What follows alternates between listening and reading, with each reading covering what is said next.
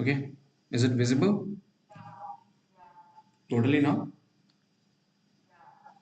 Okay, so I think we are going to start something of a great chapter. Like this chapter involves with too much of greatness in itself, waves and oscillation. Okay, it's not like some kind of easy one, easy go, but it will be very very easy when we will have a basic understanding of this chapter in a great sense. Okay, so let us just do this and okay, so I'll start this thing and we'll just first understand what are waves, what we are going to study and what we are not going to study. First we'll discuss about that. So the point related with this chapter is this is divide. This chapter is itself of two parts. One is waves, another one is oscillations, isn't it? So waves, we have to study two kinds of waves. We call it as one as string waves, or in common sense, you know that the waves are of two types, isn't it? Like the first one is called as something transverse wave, and the second one is called as longitudinal, isn't it?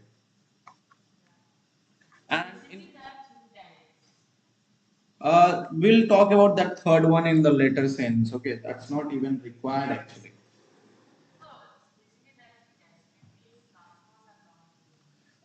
We will. I'll tell you later why this string waves. No, no. This string wave is not third type. String waves comes under the property of transverse wave only. Okay.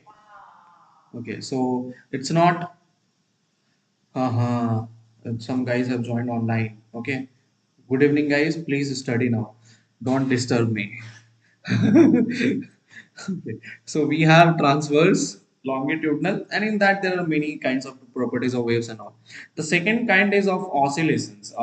This is one of the depth topic which we have to study. So first we will actually it's written waves and oscillation, but first we have to study oscillations. Then we have to optimize something, bring something, and then we have to study waves. Is that clear or not? Okay, so oscillations consist of a very important part which we call it as simple harmonic motion. ठीक है, इसका नाम दूसरा नाम बहुत लोग इसको simple harmonic motion से जानते हैं और मैं तो बस इतना जानता हूँ ऑसिलेटरी मोशंस के बारे में अपन जब पढ़ेंगे तो उसको ऑसिलेशंस बोलेंगे ठीक है तो थोड़ा देखते हैं होता क्या है ये सारी चीजें let us just first talk about it and then we will move ahead okay तो मान लो सबसे पहले एक पॉइंट है रोटेशन मीन्स रिपीटेशन ठीक है there is a word repetition ठीक है repetition means what self repeating isn't it the word repetition means what self repeating अब self repeatings can motion be also there isn't it like if I just say that तुम एक yeah pendulum or you took a car and you just kept a fixed radius तुमने यहाँ से start किया और यहाँ से ऐसे गोल गोल गोल गोल गोल घूम रहे हो तो बेसिकली ये क्या कहलाएगा एक तरह का रोटेट सिंपल सर्कुलर मोशन कहलाएगा कि नहीं कहलाएगा बट इस पॉइंट को नोटिस करो हो क्या रहा है इसमें ये पॉइंट पी जो है वो बार बार अपने पास रिपीट होके आ रहा है या नहीं आ रहा तो ये भी एक तरह से रेपिटेशन मोशन के अंडर आया है कि नहीं अच्छा दूसरी तरह की जो मोशन है वो मान लो एक पेंडुलम का एग्जांपल लेंगे ठीक है let us consider N example of a pendulum so let suppose if I see this pendulum motion ये क्या करेगा यहाँ पे भी रिपीटिशन है लेकिन यहाँ पे एक पर्टिकुलर फिक्स्ड पॉइंट का रिपीटिशन है जो बार बार रिपीट हो रहा है कि नहीं लेकिन इसमें एक और चीज दिखाई पड़ रही है yeah basically we can see that there is also some kind of to and fro motion over here isn't it so we have two kinds of motion over here. Basically, one is a repetition motion where the particles are repeating this particular point. One is also another kind of repetition motion.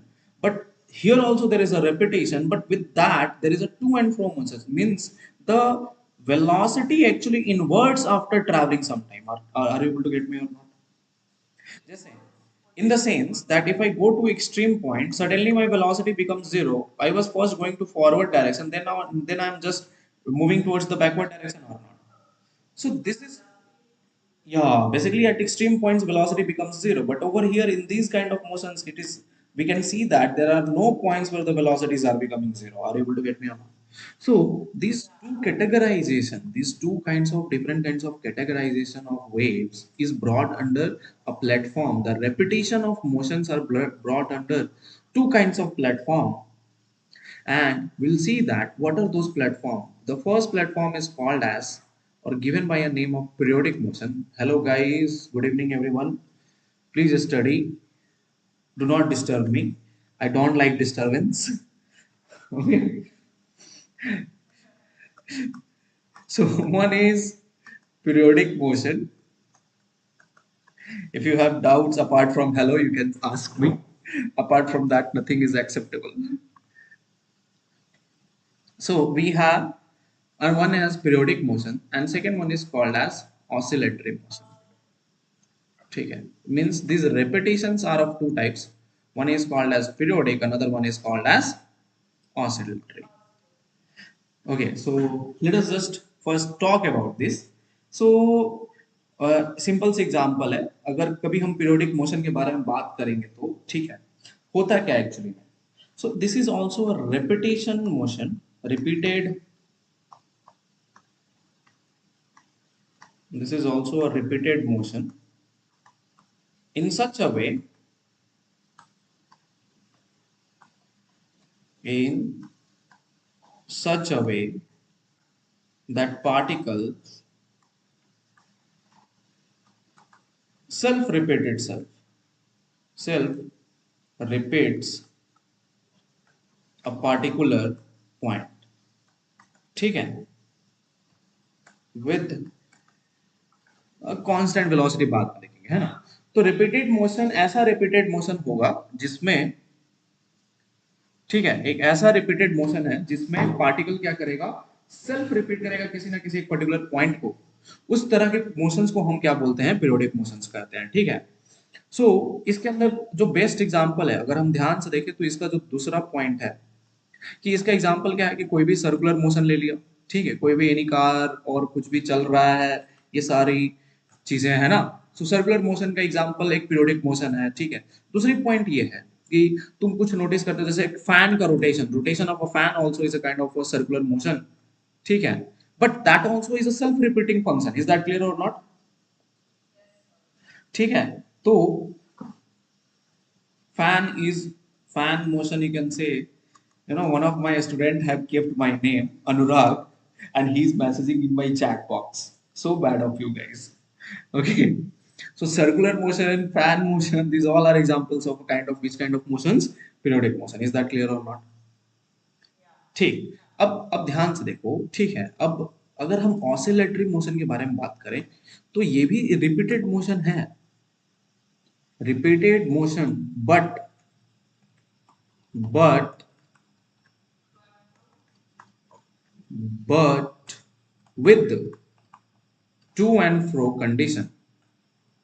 To and fro condition. मैं simple casual भाषा में बता रहा हूँ, definition नहीं लिखवा रहा है ना. ऑसिलेटरी मोशन भी एक तरह का रिपीटेड मोशन ही है, ठीक है ना. बट ये क्या है एक्चुअली में, टू एंड फ्रो कंडीशंस के ऊपर डिपेंड करती है. Are able to get me और नॉट? ठीक है. Just like we have a pendulum. Pendulum motion is an example of this oscillatory motion. ठीक है.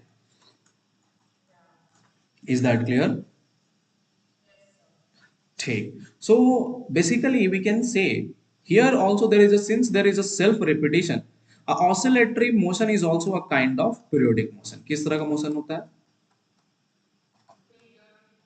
Yeah, basically it's a kind of periodic motion only, because if I'm talking about oscillatory motion, it is also a repeated function or not. And the property of periodic motion is what? It is also a repeated function. So every oscillatory motion is a periodic motion, but every periodic motion is not oscillatory. Is that clear or not? ठीक है. अब देखो, अब जो point बता रहा हूँ वो सबसे इंपॉर्टेंट पॉइंट है. किसी भी मोशन में क्या मतलब, हम अगर गोल गोल गोल गोल घूम रहे हैं तो हमें हरदम किसी स्पीड से घूमना है, कुछ ना कुछ तो कंडीशन होनी चाहिए ना. अगर हम गोल गोल घूम रहे हैं तो तभी तो वो पीरियोडिक मोशन कहलाएगा. मतलब अगर समझो जरा, एक ऐसा भी तो हो सकता है ना कि मान लो अगर मुझे मेरी मेरे घर से मेरे वाइफ के घर जाना है तो मैं ऐसे गया ऐसे, ये भी तो एक गोल गोल घूमना हुआ या नहीं हुआ? बट यहाँ पे ध्यान से देखो तो ये ट्राजेक्टरी कुछ अलग है। अगर मान लो मेरा ये पॉइंट ए है, ये पॉइंट बी है, और मैं ऐसे चला तो ये भी एक ट्राजेक्टरी है। दोनों में डिफरेंस गैप है कि नहीं? That's a big difference or not? So how I will categorize periodic motion, that is also an important point. So the relation to understand which motions are always periodic is given by one point, that is every periodic motion, every periodic motion must have total mechanical energy, must have total mechanical energy to be conserved.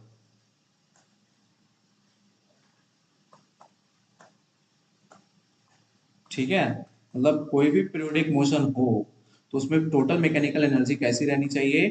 Conserve, means there should be no loss in energy, there should be no loss in किस तरह की energy?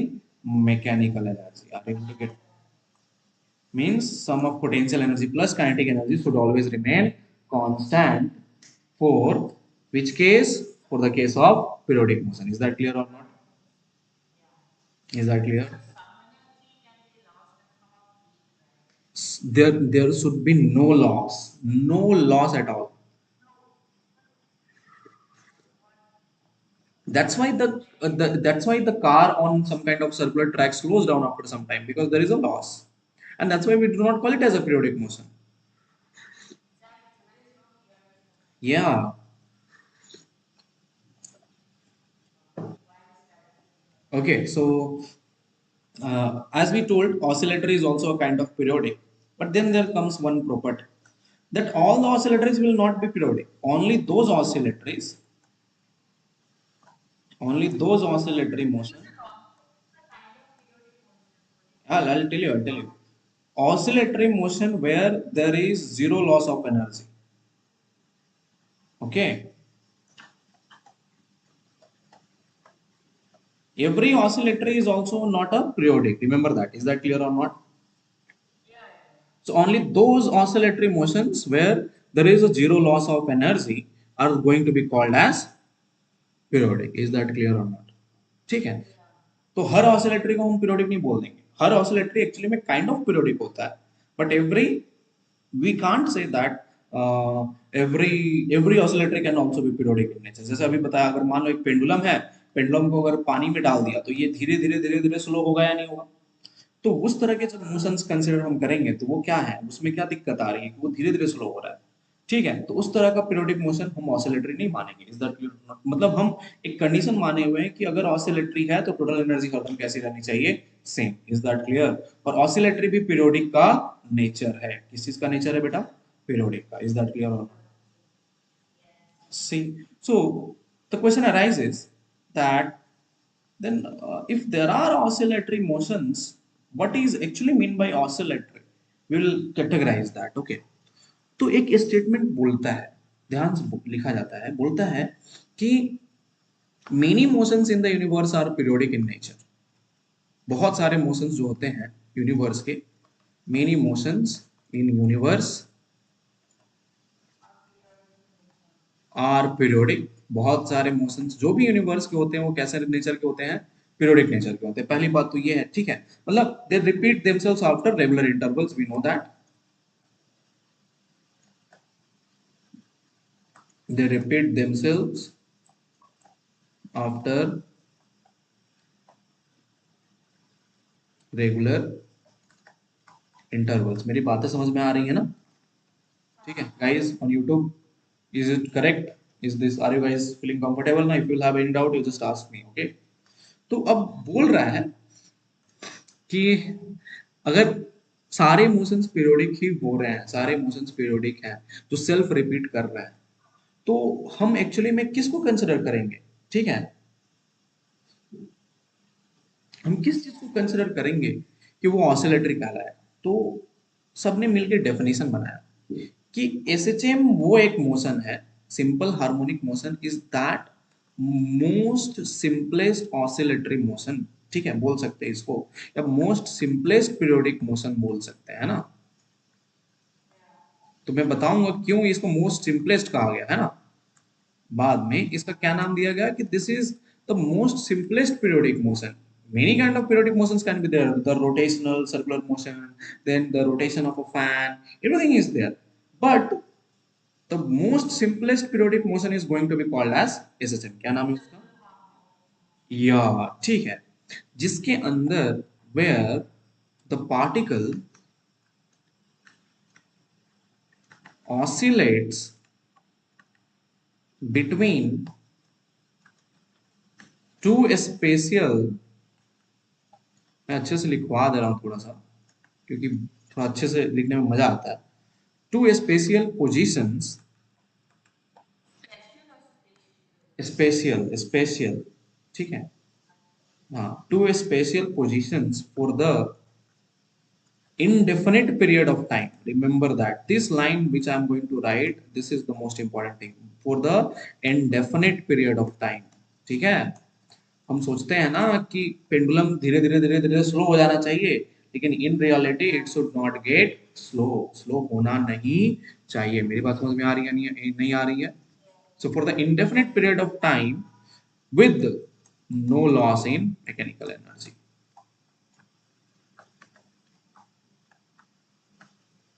ठीक है। तो हमें जो पढ़ना है, हमें एक्चुअली में जो भी पेंडुलम मोशन पढ़ना है उसकी कंडीशन क्या है कि वो इंडेफिनिट पीरियड ऑफ टाइम तक क्या करेगा, ऑसिलेट करेगा, ठीक है। मतलब हमने अभी पहले ही पढ़ा कि कोई भी पीरियोडिक मोशन में एनर्जी लॉस होती नहीं है। एनर्जी लॉस अगर हो गई तो बॉडी स्लो डाउन हो जाएगा, है कि नहीं।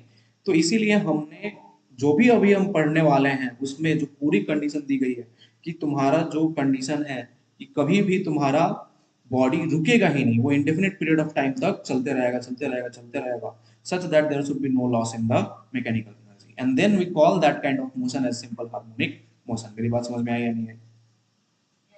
Is that clear? ठीक है, मजा आया? ठीक। तो अब थोड़ा सा बात करते हैं, अब हम ऑसिलेशन के ऊपर आ ही चुके हैं, ऑसिलेटरी ऑसिलेटरी पढ़ रहे हैं। तो एक्चुअली में ऑसिलेटरी होता क्या है वो समझते हैं। ऑसिलेटरी मोशन या फिर ऑसिलेटरी इक्वेशंस या ऑसिलेटरी बॉडीज, इसका मतलब क्या है वो समझते हैं सबसे पहले, ठीक है।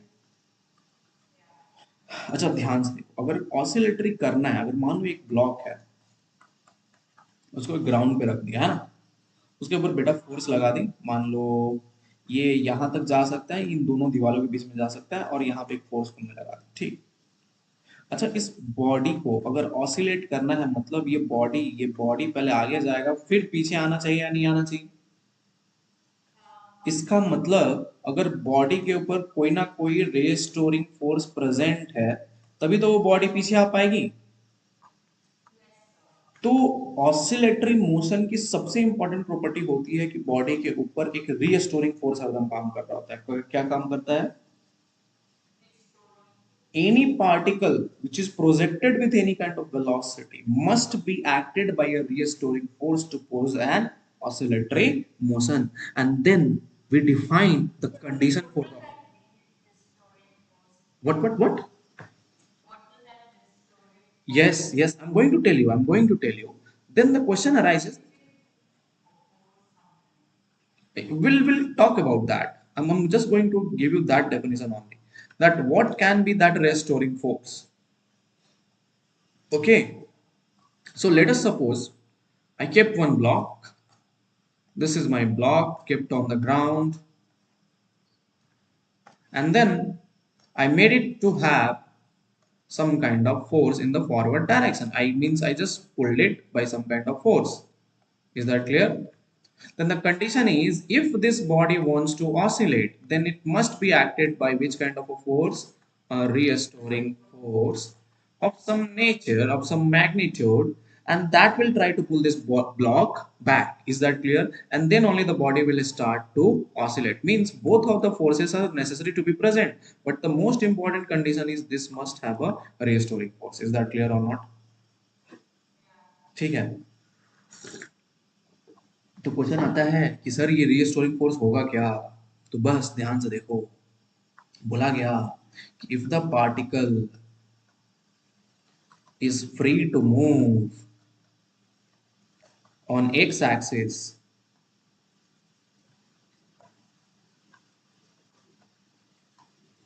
and and it is acted by a force of nature, ध्यान से देखना, and is acted by a force of nature F is equal to minus k x to the power of n, where k is some kind of a constant and n is an integer. ठीक है, if a particle is free to move on positive x-axis and then it is acted by a force of nature F is equal to minus k x to the power of n, then this force is going to be called as a restoring force, because look over there, this force is always going to try to pull the block backwards. Is that clear or not? Basically ध्यान से देखो, अगर body positive x पे जा रही है तो मतलब डिस्प्लेसमेंट किधर है, आगे क्यों, हमें उसको पीछे खींचना है, हमें पीछे खींचना है, तो कोई ना कोई एक फोर्स पीछे लगनी चाहिए ना, तो वो जो फोर्स का नेचर होगा that must be given as minus of के X to the power of N, where K is a constant, it can be any nature. Is that clear or not? ठीक है, तो इसके वजह से ब्लॉक फिर से कहाँ खींचा जाएगा, पीछे, कहाँ आएगा, and this is why this force equation is also called as oscillatory equation. क्या बोलते हैं इसे अपन, क्या बोलते हैं इसे अपन, ऑसिलेटरी इक्वेशन. ठीक है, ऑसिलेटरी मोशन का इक्वेशन जो होता है इसी का नाम है f is equal to minus of kx to the power of n. Any kind of doubt till now? No. Then the question arises, क्या सारे minus of kx to the power of n possible है? तो ध्यान से देखो जरा, अगर मान लो फर्स्ट केस आता है, if n are my even integers, ध्यान से देखना, अगर n इवन इंटीजर्स हैं तो जो भी फोर्स लिखोगे, अगर मान लो तुमने फोर्स लिखा which is minus k of x to the power of n, है ना, तो ये फोर्स अपन के ब्लॉक के ऊपर लग रहा है. अब ब्लॉक जो है वो डिस्प्लेसमेंट कर रहा है, पहले वो मेन पॉइंट पे था, जीरो पे क्या है बेटा, main point.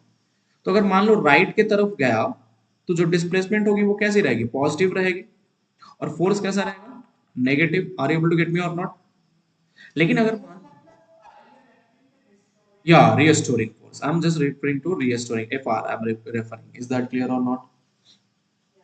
Now if I just go towards the left side, my displacement becomes negative or not?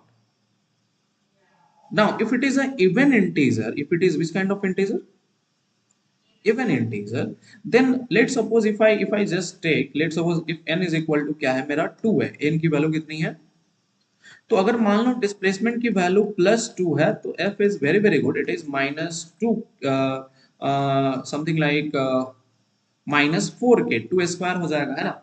लेकिन अगर मान लो x की वैल्यू -2 है तो फोर्स की वैल्यू क्या आएगी, फिर से -4 क्या आएगी ना, क्योंकि -2 का स्क्वायर कितना होता है, 2 ही होता है. हाँ, 4 ओनली.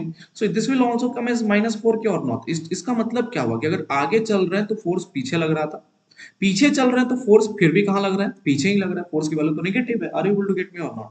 तो अगर n की वैल्यू इवन इंटीजर है तो is this is working like a restoring force, no, because it is not able to pull back from the negative direction. Are you able to get me और not? तो if there is an, I'm telling you one thing, please try to understand that if I try to, बात समझ, अगर मान लो ये zero पे रखा, अगर x की वैल्यू पॉजिटिव है तो पार्टिकल को हम डिस्प्लेस कहाँ कर रहे हैं, प्लस x डायरेक्शन में, लेकिन फोर्स कहाँ लग रहा है, पीछे की ओर, तो माइनस नेगेटिव हुआ. लेकिन अगर पार्टिकल को लेफ्ट साइड में डिस्प्लेस किया, डिस्प्लेसमेंट कैसी है, नेगेटिव, लेकिन फोर्स की जो डायरेक्शन है इस डिस्प्लेसमेंट के लिए भी किस डायरेक्शन में है, in the direction of displacement only. So you only tell me, how come the force will be positive, it is an even integer or not? So that's why see that for both of the displacements the force is in same direction or not, it is not able to invert for the negative direction now, and that is why this force will not be able to pull from the negative side. Pulling from negative side is not possible, and that is why we say that the n even integer kind of numbers which will be putted over there will not generate any kind of restoring force. So the even integers of minus kx to the power of n are not an restoring force. Are you able to get me or not? Yeah, whatsoever, not a restoring force. So I told you first that minus of kx to the power of n are restoring in nature, but out of n there are odd integers, there are even integers. So even integers will never ever create a restoring force. Are you able to get me or not? So what can n be? I'm just considering an integer. It starts from 0 to infinity. Sorry, 1 to infinity. Yeah, we are just considering whole numbers. No need to consider negative sign. This n must be taken from 0 to infinity. Remember that. Okay, is that clear? ठीक. Second point अब पकड़ते हैं. If n is an odd number,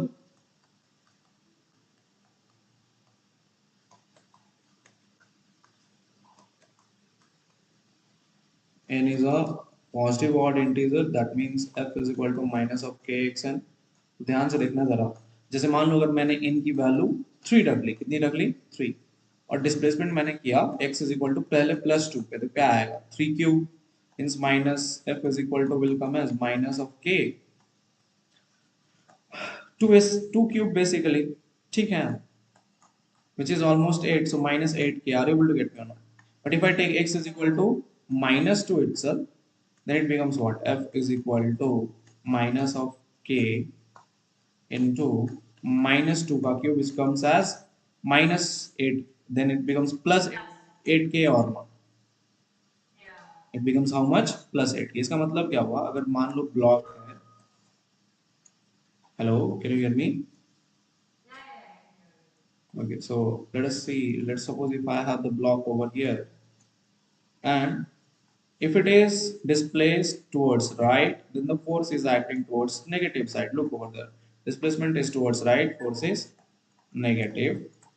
Displacement is towards left, force is towards right direction. Force is a positive value. Are you able to get me or not? So look over there. If I am just doing the displacement in either ways, the force is acting opposite of the displacement or not? And that brings us the condition that the restoring force should have a one nature, that for any restoring force must be always opposite of displacement. कैसा रहना चाहिए हरदम? Opposite of displacement. मेरी बात समझ में आई या नहीं आई? ठीक है, तो जब भी कोई फोर्स, कोई भी restoring force opposite of displacement है, it will bring an oscillatory motion. और इसीलिए उन सारे ऑड इंटीजर वाले फंक्शंस को हम अपन क्या बोलेंगे? ऑसिलेटरी इक्वेशंस बोलेंगे. इवन इंटीजर्स को नहीं. किस इक्वेशंस को बोलेंगे? ऑड इंटीजर्स को. Is that clear? आगे बढ़े. तो अब ये n की वैल्यू कुछ भी हो सकती है. n is equal to 1, 3, 5 and so on. All this will give a restoring force, and all this will provide us oscillatory equations which will make the particles to oscillate. When we keep n is equal to 1, तो हम n की value क्या रखें? बस 1. Then we call this as simple harmonic motion. क्या बोलेंगे उसे अपन? Okay, तो जब हमारे पास what of course it is similar to spring force equation.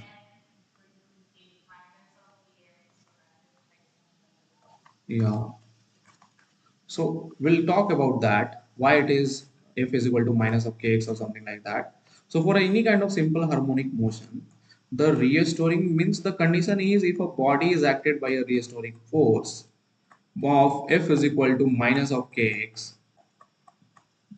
it is going to definitely oscillate my particle, and it is going to be called as simple harmonic motion. Motion. Is that clear or not? मतलब जब भी तुम किसी भी particle के ऊपर F is equal to minus of के x का फॉर्म का फोर्स लगा दोगे, तो बॉडी हरदम एक मीन पॉइंट को पकड़ के क्या करेगी बेटा, ऑसिलेट करेगी। और since it is oscillating in only one direction, we call it as simple harmonic motion. Is this clear or not? Look over that, I can have many directions of possible oscillations, तो इसलिए वो बार बार थोड़ा tedious हो जाएगा, है ना? मेरी बात समझ में आई? ठीक है। So let us just first provide the definition of simple harmonic motion in a great sense. तो बोलता है इफ द रे स्टोरिंग फोर्स, ठीक है, अगर री स्टोरिंग फोर्स हो या टॉर्क भी, सिर्फ फोर्स ही नहीं, क्या, टॉर्क भी, if the restoring force या torque acting on a body,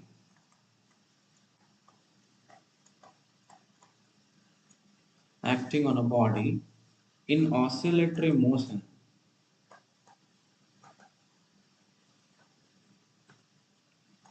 ठीक है, अगर कोई भी रीस्टोरिंग फोर्स या टॉर्क जो कि किसी भी बॉडी के ऊपर एक्ट कर रहा है, ठीक है, ठीक, तो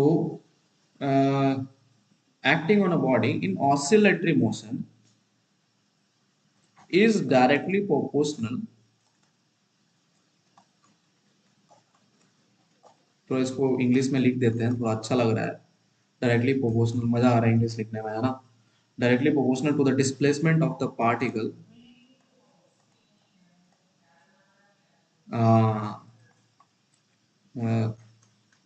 नहीं मैं ऐसा क्या कर रहा हूँ कि नोट्स बना लूंगा, है ना? Directly proportional to the displacement of the particle, जल्दी जल्दी लिखते हैं यार, with respect to mean position, then we call it as, जो भी है ऐसे से, है ना? बस बात है कि नहीं? ठीक, तो ये एक हम बोल सकते हैं कि this is one of the simplest form, the most important point is this is the most simplest form of oscillatory equation. ठीक, अब ध्यान से सोचो, अब ऑसिलेशन जो होता है वो दो तरह का होता है। किस किस तरह का होता है? How many kinds of oscillations are there? Two. We'll see that. The first, then the first question arises that since this SHM is happening, is this SHM is just SHM or does it has types? So it has two types. How many kinds of SHMs are there? Two. The first one has a name, जिसको तुम अभी पढ़ने का सोचे, and that is called as linear SHM. क्या बोलते हैं इसे अपन? And दूसरे का नाम है basically angular SHM. ठीक, अब क्वेश्चन होता है कि लीनियर और एंगुलर क्या है भाई, तो हम पहले ही कैटेगराइज कर दे रहे हैं, ठीक है? तो सिंपल सी बात है, मान लो अगर एक पर्टिकुलर यहाँ पे मान लो कोई बॉडी ऑसिलेट करने की कोशिश कर रहा है, ये इसकी मेन पॉइंट हो गई, ये इसकी एक्सट्रीम पॉइंट हो गई, और ये भी उसकी एक एक्सट्रीम पॉइंट हो गई। तो अगर कोई बॉडी ऑसिलेट करेगा तो वो मेन पॉइंट से एक्सट्रीम है, एक्सट्रीम से मेन पॉइंट ऐसे ऐसे चलते हुए जाएगा या नहीं जाएगा, है ना? तो ये जो डिस्प्लेसमेंट है, जब भी कोई पार्टिकल मीन पॉइंट को स्ट्रेट वे में, किस वे में,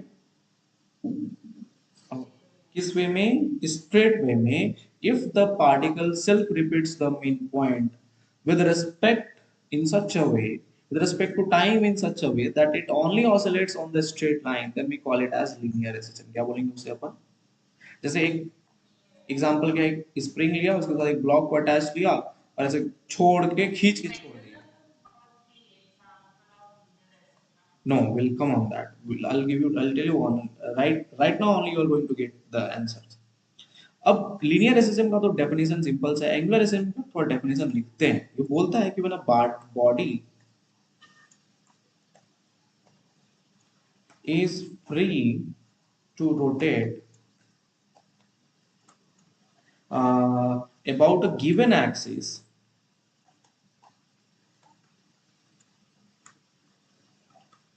executing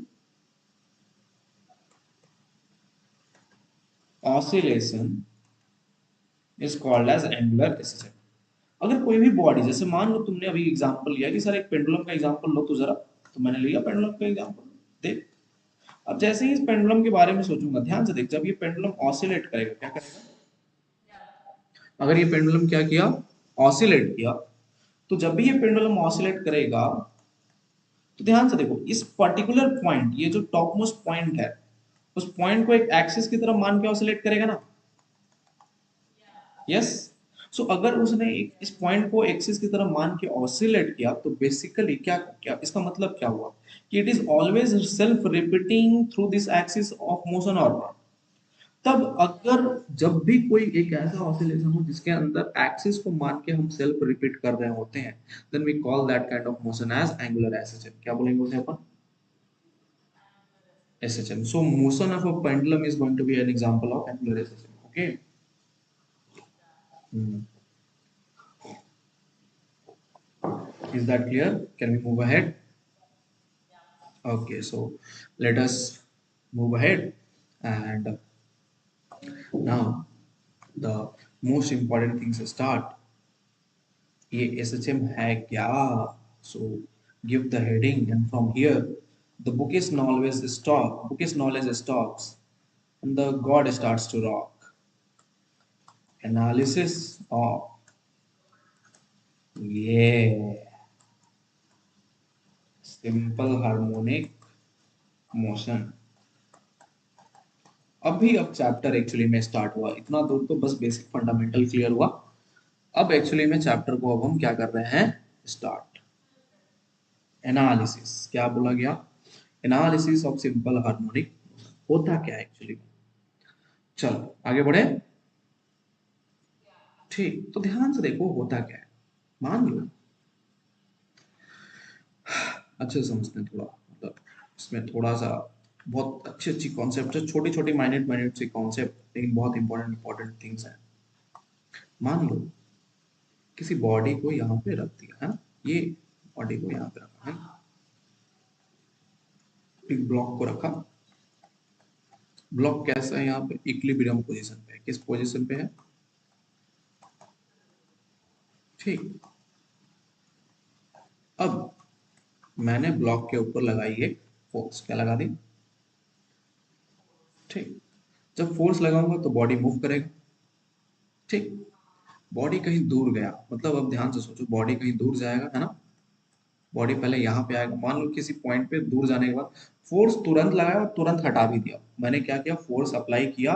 the application of force is very very small, is that clear or not? और ये सरफेस कैसी है, फ्रिक्शनलेस है। सरफेस कैसी है ना।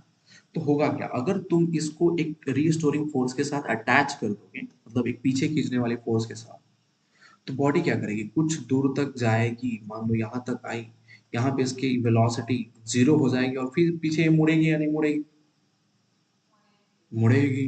पीछे जब मुड़ेगी, दोबारा जब मीन पॉइंट पे आएगी, मतलब इस इक्विलिब्रियम पॉइंट पे आएगी, तो क्या इसकी वेलोसिटी मैक्सिमम हो जाएगी, क्योंकि यहाँ पे तो नेचुरल लेंथ है ना। कौन सी कंडीशन है? Natural length. Are you able to get me और नॉट? अब मान लो रीस्टोरिंग फोर्स है, तो अब V मैक्स, जब वेलोसिटी अगर ज्यादा हो गई, तो रीस्टोरिंग फोर्स अब किस डायरेक्शन में स्टार्ट करेगा? फॉरवर्ड डायरेक्शन में। किस डायरेक्शन में? तो ध्यान से देखो जरा, तो जब अब इधर से जब चलना स्टार्ट करेगा, तो बॉडी फिर जाके कुछ दूर के बाद उसकी वेलोसिटी क्या हो जाएगी? जीरो। उसकी वेलोसिटी क्या होगी यहाँ पे फिर से? जीरो। बेटा अब ध्यान से देखो, ये जो गैप है, समझना अच्छे से, ये जो गैप है मैक्सिमम वेलोसिटी का और यस एंड जीरो वेलोसिटी का, इसी गैप का नाम है एम्पलीट्यूड। क्या बोलते हैं इसे अपन? Is that clear or not? And then this point of zero velocities in such a restoring force motion, we call these points as extreme points. क्या बोलते हैं इसे अपन? इसको क्या बोलते हैं अपन?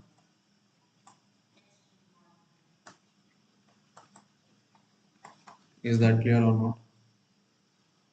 ठीक। और इसीलिए तब इसका नाम दिया गया, इस सेंटर वाले पॉइंट का, इक्विलिब्रियम पॉइंट का नाम दिया गया, we call it as mean point. So a simple harmonic motion is a motion that is inscribed by three different words. One is extreme, another one is mean, another one is right extreme. Are you able to get me or not? And any length between the velocity maximum and velocity zero position is going to be called as amplitude. उसका नाम क्या है? Amplitude. इसका नाम amplitude क्यों दिया गया ये बाद में वेव्स में मालूम चलेगा, है ना. So let us move ahead with this, and you got to know. So can we say that mean position is that some kind of position where the net force, अगर इक्विलिब्रियम पोजीशन है तो net force की value कितनी हो जाएगी? Zero. Is that clear or not? ठीक. Extreme point वो point है जहां पे वेलोसिटी क्या है? Zero. Is that clear or not? ठीक है. वेलोसिटी कितनी है एक्सट्रीम पॉइंट पे? कितनी है? जीरो. और मेन पॉइंट वही बोल सकते हैं the point where maximum velocity exist actually. Is that clear or not? ठीक है. तो अब चलो, अब एक पार्टिकल यहाँ से चल रहा है. क्या किया? तो मोशन को अब थोड़ा सा अच्छे से और एग्जीक्यूट करते हैं, समझते हैं अच्छे से. तो कोई पार्टिकल एसएसएम कर रहा है. अब एसएसएम करने का मतलब क्या हुआ कि उसके पास तीन कंडीशन है. पहला, एक लेफ्ट एक्सट्रीम, दूसरा राइट एक्सट्रीम, बोल यार हाँ या ना. ठीक. और तीसरा इसमें क्या होगा? एक मीन पॉइंट, है ना. पार्टिकल चलना स्टार्ट करेगा. मान लो मीन पॉइंट का हम कोऑर्डिनेट क्या देते हैं? जीरो. क्या कोऑर्डिनेट देते हैं? एक्सट्रीम पॉइंट कितने डिस्टेंस पर लाई करेगा? एक एम्पलीट्यूड ए पर लाई करेगा ना. ठीक. तो मान लो एम्पलीट्यूड है कितने का? ए का. कितने का? ए. ठीक. तो ध्यान से देख, अगर हम चलना स्टार्ट किए तो सबसे पहले जीरो से हम कहाँ जाएंगे? ए. ठीक है. फिर देख मोशंस कितने हो रहे हैं. First motions will be from zero to amplitude A. पहला पार्ट हुआ. उसके बाद क्या होगा? ए टू से फिर हम जीरो आएंगे. क्या यहाँ पे मोशन कंप्लीट हो गई? क्या नहीं ना. मोशन बॉडी फिर आगे लेकर जाएगा. फिर कहाँ जाएगा? जीरो टू माइनस ए, है कि नहीं. फिर माइनस ए से रिटर्न आएगा कहाँ पर? जीरो पर. तब जाके मेरा वन ऑसिलेशन इज कंप्लीटेड और not. This is the condition for one oscillation. हमें कितने बार चलना है? जीरो से ए एक बार, ए से जीरो दोबारा, जीरो से माइनस ए तीसरा, और माइनस ए जीरो कितना? चौथा. तो पार्टिकल कितने बार चल रहा है एक्चुअली में? चार बार. कितने बार चल रहा? चार बार. In how many oscillations? One oscillations. Means we can say this one oscillation, जब तक ये वन ऑसिलेशन मतलब पार्टिकल जीरो से स्टार्ट हुआ, दोबारा जब वो रिटर्न आता है चौथे बार मतलब फुल इक्विलिब्रियम के साथ with the same direction of velocity, तब तक एक ऑसिलेशन कंप्लीट होता है. और इस एक ऑसिलेशन को कंप्लीट करने के लिए जो टाइम गैप लगता है we define it as one time period. क्या बोलते हैं इसे अपन? Yes, one time period is defined as time taken to complete one full oscillation. Are you able to get me or not? So basically, in terms of common sense, can we say that the time period is that particular length or time gap in which the particle completes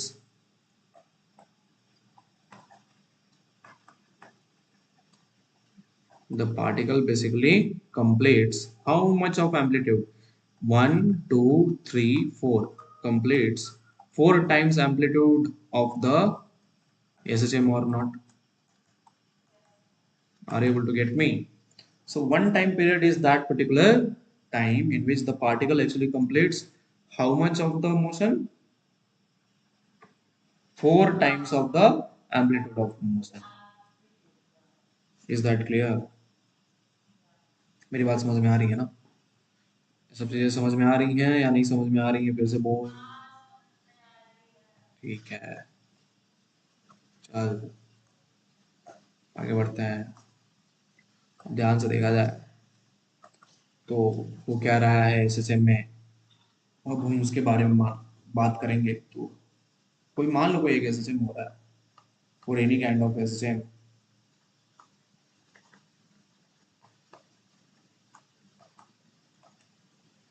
of amplitude A,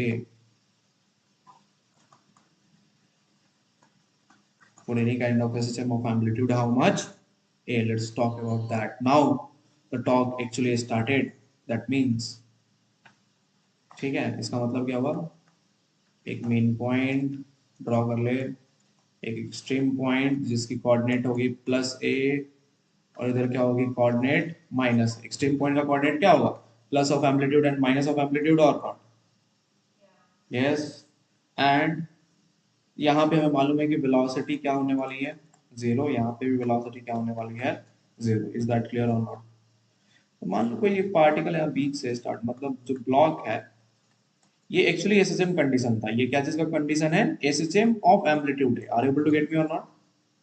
कोई भी body अगर इसमें रखोगे तो वो यही amplitude की SHM exhibit करेगी। Is that clear or not? तो माना कि एक पार्टिकल है जो कि यहां से t is equal to zero पे स्टार्ट हुआ, ना कि मीन पॉइंट से। कहां से स्टार्ट हुआ, बीच से स्टार्ट हुआ। कहां से? Is that clear? ध्यान से देख, ये इनिशियल यहाँ पे एक्चुअली में हमें स्टार्ट कहाँ से करना होता है, मेन पॉइंट से। लेकिन हमने स्टार्ट कहाँ से किया, कुछ लेंथ दूर से स्टार्ट किया ना। तो ये जो गैप है पहला, इसी को बोलते हैं बेटा क्या, फेज डिफरेंस के नाम से आगे जानेंगे, वो हम बाद में बात करेंगे। Is that clear or not? बताऊंगा बताऊंगा। मान लो हम पहले अभी इतना समझो, अभी बस इतना समझो कि पार्टिकल है, बीच से स्टार्ट होने के बजाय कहां से स्टार्ट कर रहा है, कहीं इधर उधर से स्टार्ट कर रहा है। Are you able to get me और not? With some velocity, how much, we not. Velocity इसकी कितनी है, ठीक। तो थोड़ा समझते हैं, बोल रहा है कि लेट सपोज द पार्टिकल या block starts from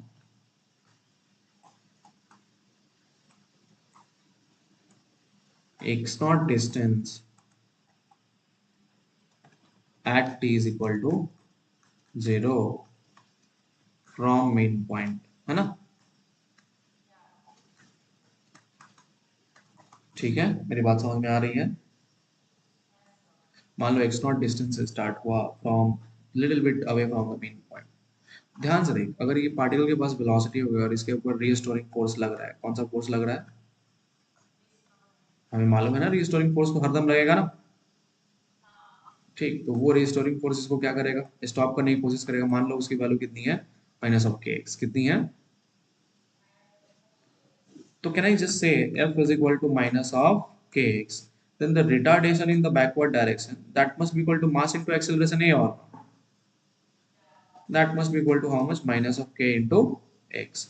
So acceleration की वैल्यू क्या आएगी, minus of k by m into x। कितने रिटार्डेशन के साथ पार्टिकल आगे बढ़ रहा है, minus of k x। is that clear or not?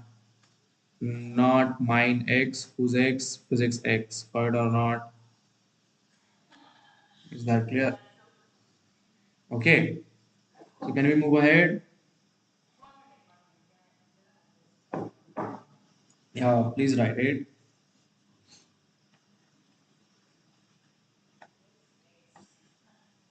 Yeah, amount of retardation for any velocity component। ठीक है, चलो आगे बढ़ेगा।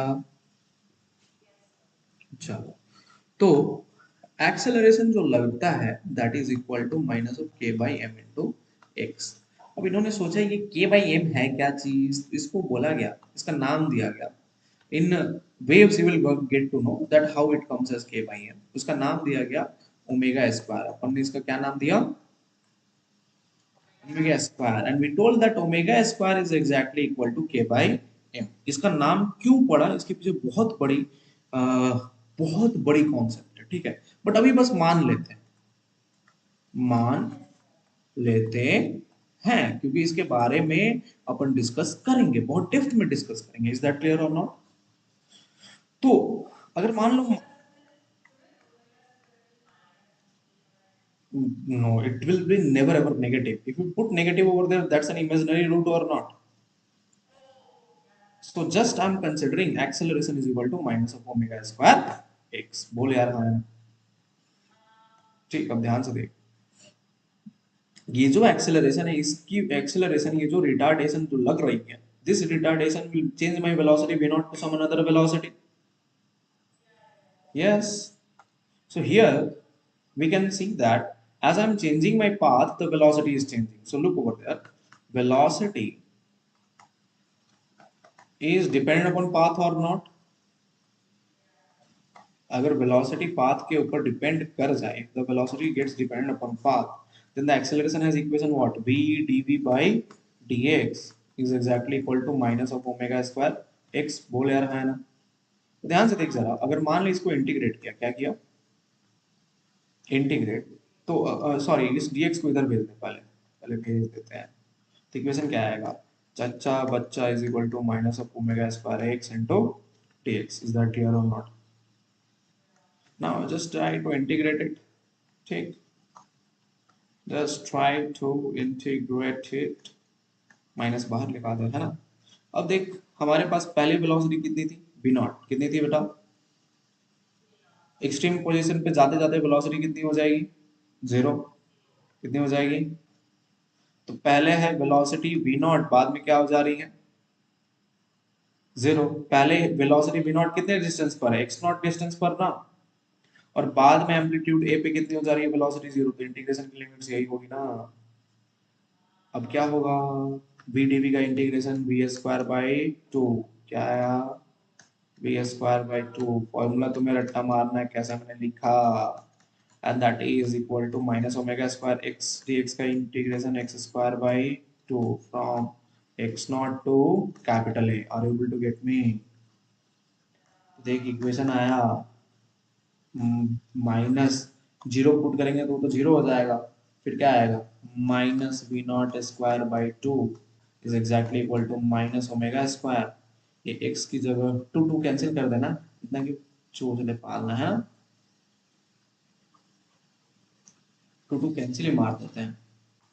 तो इक्वेशन आएगा minus v naught square is equal to minus omega square a square minus x naught square. Are you able to get me और not? ध्यान से देख, माइनस माइनस कैंसिल, और तेरे को वेलोसिटी की इक्वेशन आई that v naught is nothing but omega root under a square minus x naught square. तो ये वेलोसिटी किस पोजीशन के लिए? कोई एक पर्टिकुलर डिफाइंड पोजीशन के लिए है ना. अगर मान ले मैंने वेलोसिटी निकाल दी किसी अनडिफाइंड पोजीशन के लिए, कभी भी बीच में तो वेलोसिटी निकाल सकते हैं ना, क्योंकि हमें ओमेगा और एम्पलीट्यूड तो एटलीस्ट मालूम रहेगा पहले से ही. Is that clear? तो अगर मान लो ओमेगा और एम्पलीट्यूड पता है, तो velocity at any position in SHM is given by equation at any random position x is given by v is equal to omega root under a square minus x square. That's your velocity, means velocity position equation. इसके पहले क्या था? acceleration position equation. अभी क्या मिल गया? velocity position equation. मेरी बात समझ में आई या नहीं आई? मजा आया क्या? ठीक. तो ये क्या बता रहा है? हमें बता रहा है कि हमें अगर कभी भी वेलोसिटी निकालनी है किसी पोजीशन पे, तो डायरेक्ट फॉर्मूला अप्लाई करो and you will get the velocity factor. है कि नहीं? अब ध्यान से देखा जाए, वेलोसिटी मालूम चल गया तो हम पोजीशन भी तो निकाल सकते हैं.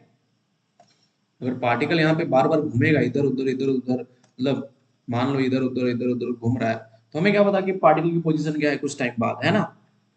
तो अगर हमें निकालना है पार्टिकल की पोजीशन कुछ टाइम बाद, तो हमें मालूम है कि वेलोसिटी की इक्वेशन क्या है? v is equal to omega a square minus.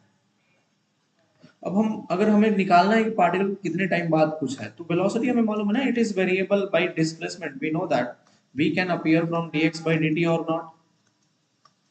That is omega root under a square minus x square. अब हमें रूट, हाँ, a square minus x square को इधर लाना होगा, and that must be omega into dt. Now I'll give you one trick. Basically this, there is a formula for this. Means the formula says if I have integration of 1 by root under a square minus x square dx, then it is written as, I'll tell you what it is written as. It is given as sine inverse, it is given as sine inverse x by a formula होता है, अभी रट्टा मार लो क्योंकि तुम्हें अभी पढ़ाया नहीं गया है ये सब. Are you able to get me? ठीक, is that clear or not? जैसे अपने पास इंटीग्रेशन के बहुत सारे फॉर्मूलाज है ना, तो ये भी एक तरह का फॉर्मूला है. Are you able to get me और not? Hmm. So I'll just put it over here. You look over there. See, this is like in terms of same thing. I'll get same thing out of this. Now the point here is just one thing, that I'm already aware of some of the quantities, isn't it? Like initially the particle is at x naught, but I want to know the position x, isn't it? Initially x naught was the displacement at what time? T is equal to 0, but I want to know my position at time t. So the integration must be x naught to x and then 0 to t or not. ठीक, क्योंकि zero time पे उनका position कितना है, x not, बात बराबर है कि नहीं? तो इक्वेशन क्या आएगा, ध्यान से देख, dx by root under a square by x square, तो ये इक्वेशन क्या हो जाएगा, sine inverse x by capital A, और इंटीग्रेशन भाई लिमिट्स तो हमें मालूम है ना, that is x naught to x and that is, ये तो सिंपल सा हो जाएगा, ओमेगा इनटू टाइम पीरियड है कि नहीं? ठीक, अगर मैंने लिमिट्स रिप्लेस किया तो क्या है equation, sign inverse x by a minus sign inverse x naught by a must be equal to what, omega into time period t. यही होगा ना? तो अब बस तुझे अब एक चमत्कार दिखेगा, दिखा कि sine inverse x by a is equal to omega T plus sine inverse x not by a. अब ध्यान से सोच, अगर इस इनवर्स को उधर दे दिया तो सिर्फ साइन में चेंज हो जाएगा ना, तो you got something of a very big chamatkar, and that says a simple line that I can write this x by a or x as amplitude a into sine of omega t plus sine inverse x naught by a and bracket close. ध्यान से देख, तो ये कुछ तुमने पढ़ा पढ़ा सा लग रहा है क्या? इसी का नाम SHM equation, simple harmonic wave equation बोलते हैं क्या? सुना है क्या कि x is equal to A sine omega T plus phi, क्या बोलते हैं इसे अपन? This is called as equation, wave equation or particle equation of SHM or not. तो क्या मालूम चला, अगर मान लो मैंने कुछ कुछ ऐसा कुछ चमत्कार किया क्या? नहीं, मैंने सिर्फ मैथमेटिक्स को फॉलो किया. क्या इसको फॉलो की? Mathematics has just that its own beauty, it provides you the answers. मतलब ये पार्टिकल बेचारा यहाँ से चला वी नॉट रफ्तार से, कितने रफ्तार से चला है, इधर राइट की तरफ वी नॉट से. अब पार्टिकल जब यहाँ पे आया, ठीक, तो ये मीन पोजीशन से कुछ एक्स डिस्टेंस पर है या नहीं है, और कुछ टाइम पीरियड टी ट्रैवल करके आया हुआ है ना? बोल यार, है ना? ठीक, तो अगर यहाँ पर कुछ डिस्टेंस ट्रैवल करके आफ्टर टाइम टी आ रहा है, तो over here I want to know, what I want to know, I want to know its position, कि ये जो वैल्यू ऑफ एक्स है वो है कितनी, है कि नहीं? ये एक्स की वैल्यू कितनी है? तो ये एक्स की वैल्यू निकालेंगे कैसे? Just simple the follow equation, just use this equation as I know that the particle is oscillating, then I can directly write x as a sin omega t plus sin inverse x naught by a. और ये this gives me the particle position or the blocks or SHM's position या blocks position at time t. ठीक है,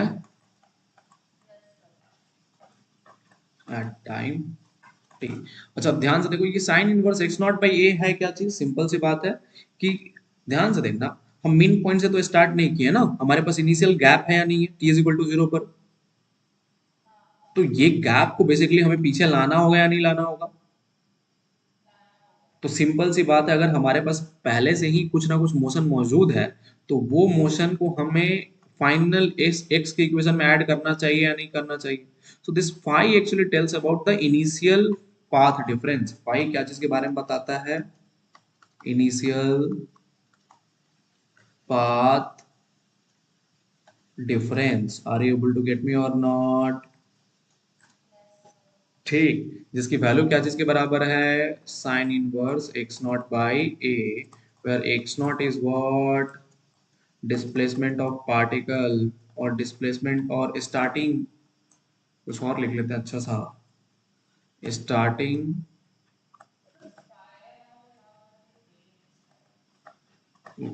it all gonna be, of course it will be in radians because there is a sine inverse over there ना, which is converting x naught by a। ध्यान से देख, x naught की dimension क्या है? Metres. Amplitude की dimension क्या है? मीटर। कैंसिल कैंसिल होके साइन के टर्म्स में आएगा तो वो रेडियन ही बनेगा ना।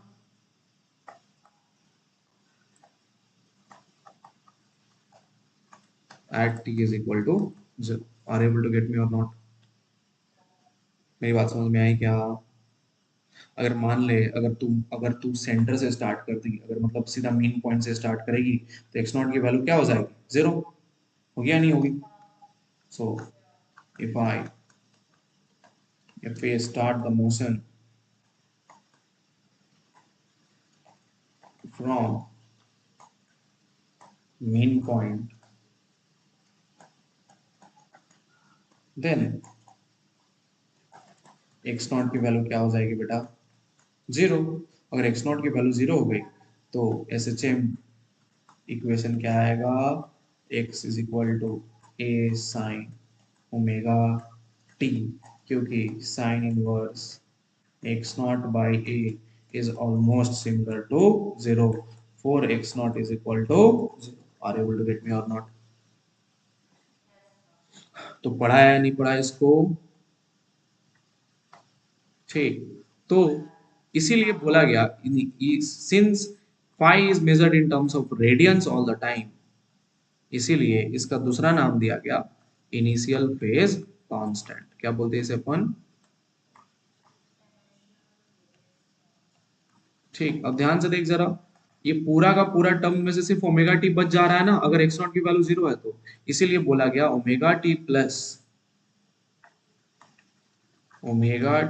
Plus total sign inverse x naught by A is given a name, and इसका नाम है बेटा, इसको बोला गया फेज। क्या बोला गया? सिर्फ क्या बोला गया? phase। are you able to get me or not? So there are two things, one is phase constant, another one is phase, just phase। so omega t plus sin inverse x naught by a is phase, while just the whole thing, just the whole initial thing which is sin inverse x naught by a is called as phase constant, which is creating an initial gap in the particle। is that clear or not? मेरी बात समझ में आ रही है क्या? So this was all about the terminologies of SHM। How to, if अगर कोई तुमसे पूछे कि बेटा अगर मान ले कोई ब्लॉक है, ठीक, इस ब्लॉक को स्प्रिंग के साथ अटैच कर दिया,